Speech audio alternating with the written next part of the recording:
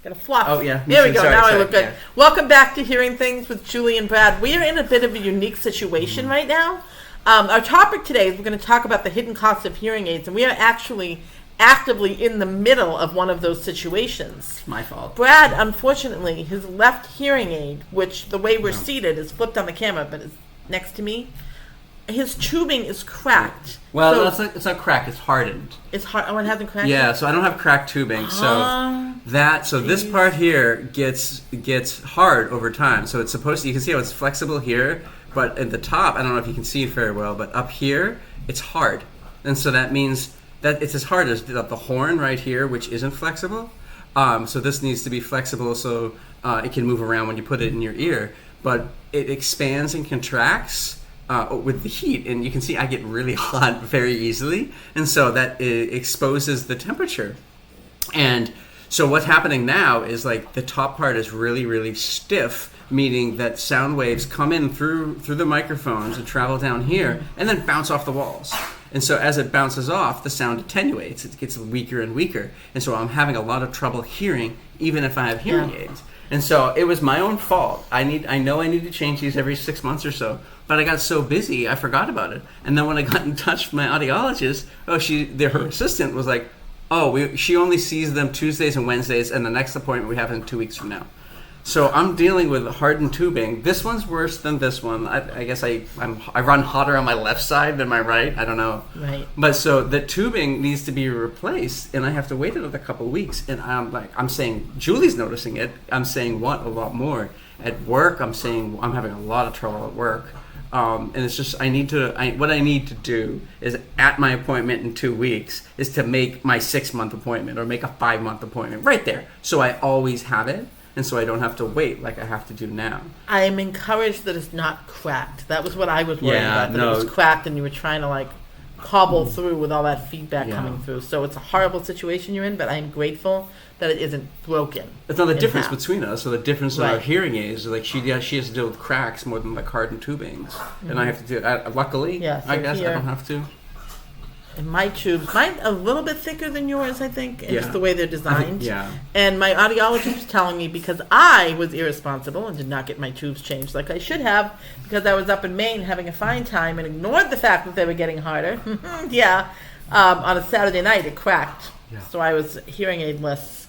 So mine might get to that point on Monday. It might crack within the next 2 weeks. I hope and so it's going to be interesting. I might be one-eared in a little bit. But anyway, so this is one of the things we want to talk about, the hidden costs. So it's going to cost me $50 to go in there for the appointment and get it. Luckily, the materials don't cost anything unless that's rolled into the $50 appointment, because I think every audiology department or organization has their own price structure. To that point, talking about the cost of just tubing alone, my audiologist was telling me when I went in last time, she said, you can't go 6 months anymore. She goes, you have to start coming in more frequently. Interesting. Because the tubing she used, they changed the manufacturing. So they're thicker.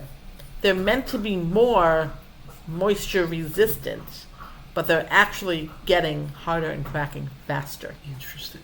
Even though they're thicker. So something has shifted enough in the makeup of it, or the cosmetic makeup of it, that's actually going to end up costing us more in the long run over the life of the hearing aid. Yeah. So I'll say when I got these hearing aids, right? Because I wanted to make them more apparent, make it more visible. She said my audiologist said they changed companies that do this. And it took 3 different times to get this molding right. That's right. Luckily, I didn't get charged for it because it was something the manufacturer did.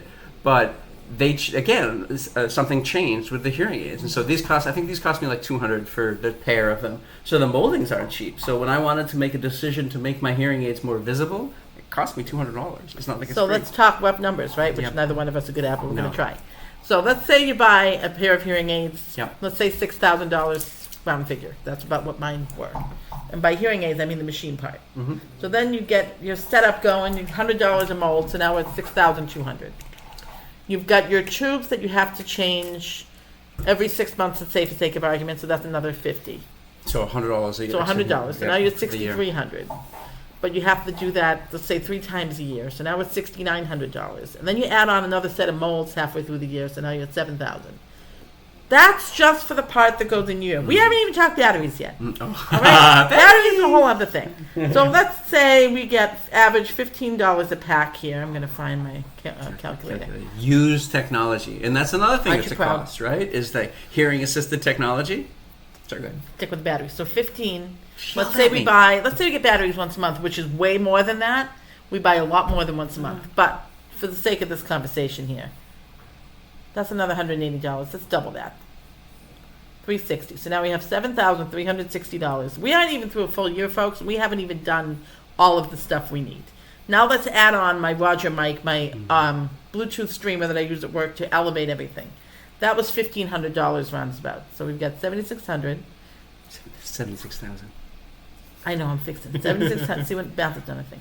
Plus $1,500. So now we're at $9,100.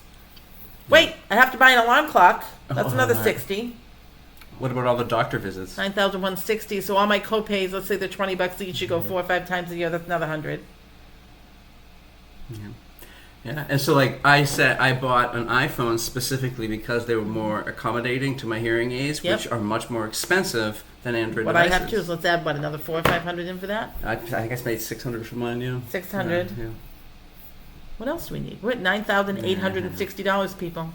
It's expensive. It is expensive. This is a hidden cost of hearing aids. You think you're paying a base of $6,000. This is another $4,000, almost $4,000 on top of just the base price of the hearing aid. And these are costs that are ongoing. These aren't one-time costs. So every year you're averaging $3,000 to $4,000 additional cost. Right. Depending on if your adaptive equipment is failing, if you need to replace your phone, if you need a new alarm clock. Batteries are ongoing. We undershot the battery amounts. We have 2 dogs now that are just... They're playing. They're playing. Oh, that's funny. They're getting along, which is good. We were afraid they weren't going to get along. They're fine. Yeah. They're fine. Yeah. So I just think some people don't realize. And let's also drop this on you. Insurance doesn't cover any of these costs. This is a big misconception that people don't understand. Insurance considers hearing aids cosmetic. This is not something I would choose to put on my body from a cosmetic standpoint. Okay? Same. Yeah. So if you really want to get me going, then we can think about, let's start thinking about disparity in pay. Let's start thinking about jobs that people are drawn to that may not be the highest paying jobs. Sure. Or you think about what your abilities are, what realistically you can be accommodated to do a job efficiently. That may eliminate some higher paying salaries. Calm down. Yeah. But you just have to think that's just a small bit. That's not everything. A tiny little bit of what comes out of our pocket on a yearly basis. So even if you're not buying new hearing aids that year, you're still looking at an average of $4,000 out of pocket. That's an added expense to you as someone that happens to have hearing loss. The inequity is unbelievable. And these aren't things that we can write off on our taxes. This isn't a bonus that we get from the government. We don't get Social Security. We don't get state aid for any of this. It is a cost out of pocket. There's a lot more I'd like to do with $4,000 a year than spend it on this, but I don't have a choice. Yeah. This is not an option. So I want everybody to just sit with that for a second and think about that financial burden that we have to incur just by our birthright. Yay. Just by biology. I thought last episode with the T-shirts was going to be the rant episode. No. I'm just getting warmed up now. It really is something when I start to sit in it and start to think about it, it really makes me angry. Because this isn't even counting.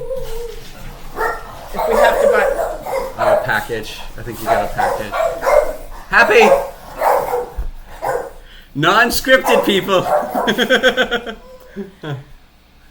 Thank you for protecting us.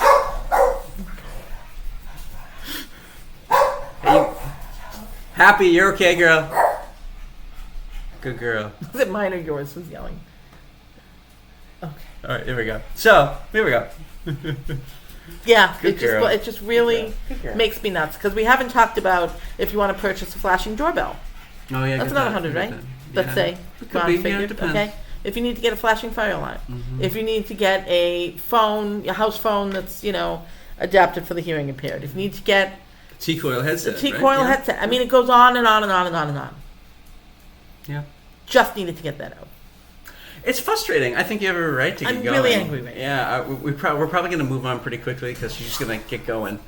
But it's just something that people don't understand, and that's one of the reasons we do this show, right? Is to talk about these kind of things and bring it to light. Because how many of you knew that it was thousands of dollars every year, even if we don't get new hearing aids? Minimum. And. Okay, last thing. You have to get new hearing aids every 5 to 6 years. Yeah. So make no mistake, folks. Yeah. This $6,000 isn't a one-time purchase. No. So I've been on this earth 50 years. I get new hearing until 5.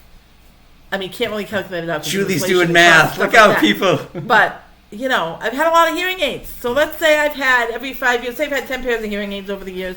Let's say they all cost around $5,000. We'll adjust for inflation and go down quite substantially. That's $50,000. And $25,000 of that probably, if we cut it in half, was probably what my parents had to pay themselves with no assistive support. It's hard. Just because their child was born with ears and a body that looks different. Yeah. We're going to move on because the eyes starting to get crazy eyes, and I'm just going to go. So I guess the good news is the bill, right? I have a doggy. Hi, doggy. There's a bill in Massachusetts. There's a bill that is aimed at reclassifying hearing aids. So progress might be made. We'll see. So it's H3963 or something like that. So what they want to do is they want to reclassify it from cosmetic, which would force the insurance companies to cover some. I'm probably not going to get all, but progress is kind of being made, and keep talking about it, right? So if it comes up in conversation about hearing loss, that's something you should know, is that it's cosmetic for us, or at least it's cosmetic in the eyes of the insurers and the government. And so it's something that we wanted to talk about, and Julie is going to going to hit somebody. Yeah, she's going to hit me. I'm stewing. So let's go ahead. Let's move on. No. You got one more thing? You want to keep going? There's one more thing about the cost. Okay, the other thing that people don't realize is it's not a standard flat rate cost. So, for example, with the type of hearing loss I have to have what they call power aids, which are the biggest, most powerful hearing aids. That is more money than someone that has a mild hearing loss that get the really cute little triangle ones with the little wires in their ears. Yeah. So that's also another point of contention for me when you start thinking about pricing and accommodations. Yeah, and the economy and financial output and things like that. Yeah. I'm going to stop talking. Yeah, mine are cheaper, but it's still, it doesn't matter. That shouldn't be the point, right? Yeah, it shouldn't be the point that it's cheaper. It should be cheap. This is something that we need. It should be covered, bottom line. It should be covered. It's a safety thing, right? I mean, if we don't have our hearing aids and we're out, it's been raining for 3 days straight, and it's really hard to walk a dog in the rain. And if something happens, if the rain decides to rain sideways and my hearing aids get wet, I'm not going to be able to hear around me, and so I'm not safe. Happy's not safe. So it's dangerous. So it's not just oh, woe is us, our pocketbook hurts. It's a safety thing when you think about it. And that's just a sliver of our experience. We need to talk about something else because I am going. Okay, all right. You want a book? Go grab your book. Ballistic. Grab your book. Go. There we go. The William Hoy story. So I love a children's book, and this is one that is going in my classroom. And it is about William Hoy, whose nickname was Dummy Hoy, actually, because he did have hearing loss. He was the first deaf baseball player. And in the back of the book, it actually says how he led the National League in stolen bases, which is so cool. Even though he couldn't hear the crowd's cheers, he could see them.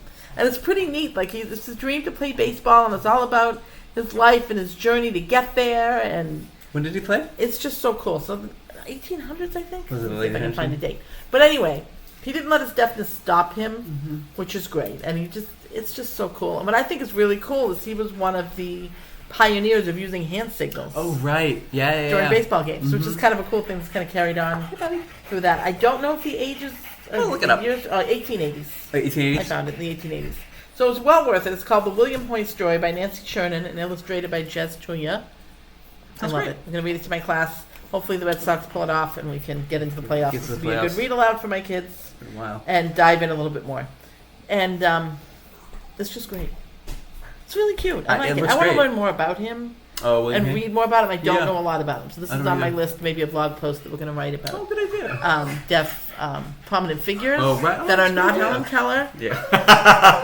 All right, we can't go on that rant. I'm going to move on. Go. So my book is Frankenstein by Mary Shelley. And so if you haven't read it, if you've only seen the movies, it's different. It's different than just the movies. And I must say that Frankenstein is not the monster, is it? No. All I can think of is Young Frankenstein. Put the candle back. It's Frankenstein. Anyway, Frankenstein. So it's funny because Mary Shelley... Excuse me for 1 second. Rocky, come here. No, you gotta be quiet. We're doing work. Again, unscripted people. So this is another... I could go on a rant on about this, but...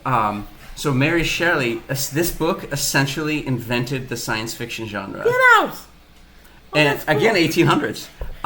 And there are so few women authors in science fiction. It's getting a lot better. But this is what started everything. So if you like fantasy or sci-fi, this is what started it. That's so cool. It's a tougher read if you're not used to the language, because it is over 150 years old now at this point. But it's fun. It's good. I liked it. Warm milk. Walk this way. Anyway, we should do movies recommendations. I gotta tell you, Young Frankenstein is towards the top of the list. I'm sorry I went off track with that. But it's okay. As soon as I saw Frankenstein, I'm like, I'm gonna quote this movie now. I can't help it. Hump? Gene Wilder's awesome. What hump? Yeah, it's awesome. The Anyway, whole thing. that's all we got. Okay, guys. That's it. We gotta go deal with the dogs. Yeah. Bye, everybody. Bye, guys.